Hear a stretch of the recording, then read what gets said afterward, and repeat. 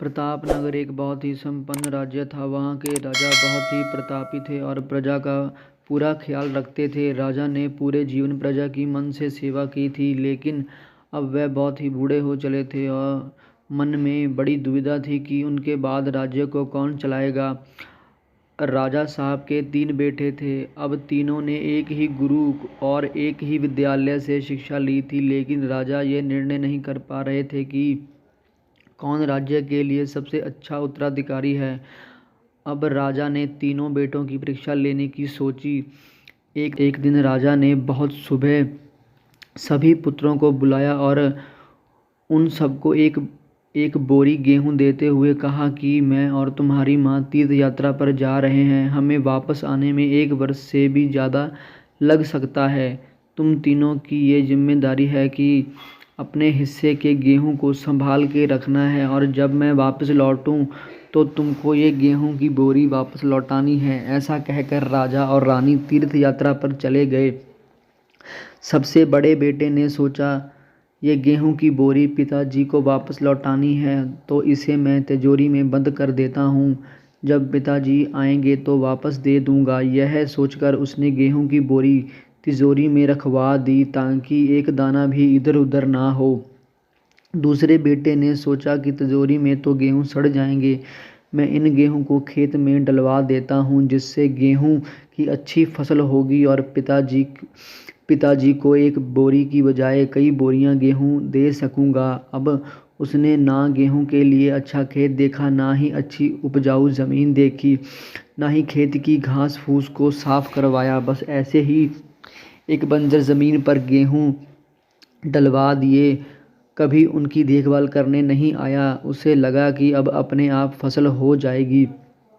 तीसरा बेटा ज़्यादा समझदार था। उसने अपने मित्र के साथ मिलकर एक अच्छा खेत देखा जो बहुत उपजाऊ था। फिर उसकी मिट्टी बदलवाई, वहाँ घास फूस की सफाई करवाई और फिर विधि अनुसार गेहूं के दाने खेत में बो दिए। पूरी लगन और मेहनत से खेत की हिफाजत की, समय पर खाद पानी सब कुछ दिया। साल भर बाद पहली फसल आई। उसने फिर से उसे बोया, फिर से अन्य उपजा। राजा यही कोई 3 वर्ष बाद वापस आया। तीनों पुत्रों को देखकर बड़ी प्रशंसा हुई। साथ ही मन में इच्छा थी ये जानने की कि बेटों ने गेहूं के साथ क्या किया। पहले पुत्र ने जैसे ही तिजोरी खोली दिखाई, अंदर से बहुत ही बुरी बदबू आ रही थी। सब कुछ सड़कर राख हो चुका था। पिता ने कहा, ये अन्न है जिससे हम सबका जीवन चलता है। तुम इसकी देखभाल नहीं कर पाए, तुम क्या राज्य संभालोगे। दूसरा बेटा पिता को उस जगह पर ले गया जहां उसने गेहूं को डलवाया था। वहां जाकर देखा तो जंगल था, बड़ी बड़ी घास फूस खड़ी थी, गेहूं का तो नामो निशान नहीं था। राजा बहुत नाराज हुआ। उससे भी राज्य का उत्तराधिकारी बनाने से मना कर दिया। अब तीसरा पुत्र पिता को अपने खेतों पर ले गया। वहाँ दूर से ही एक अलग खुशबू आ रही थी। गेहूं की फसल लहलहा रही थी, चारों तरफ हरियाली और जीवन था और उस खेत से 50 बोरी से भी ज़्यादा गेहूं उत्पन्न हो चुका था। आज भी खेत में फिर से फसल खड़ी थी। राजा का मन देखकर बहुत प्रसन्न हुआ और राजा ने तीसरे बेटे को अपना राज्य का उत्तराधिकारी बनाने का निर्णय लिया। दोस्तों, उस राज्य की तरह भगवान ने भी हमें कुछ गेहूं संभालने के रखने के लिए दिए हैं।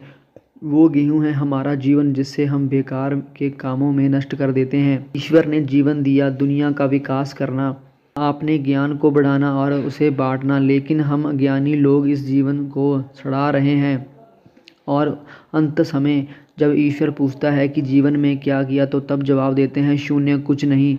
आपने मन की ज़मीन को साफ करिए, उसमें जो घास फूस है हटाइए, मन में जो ईर्ष्या, गुस्सा और अब नफ़रत है उसे हटाइए, अच्छाई के बीज बोइए। ईश्वर आपसे बेहद खुश होंगे।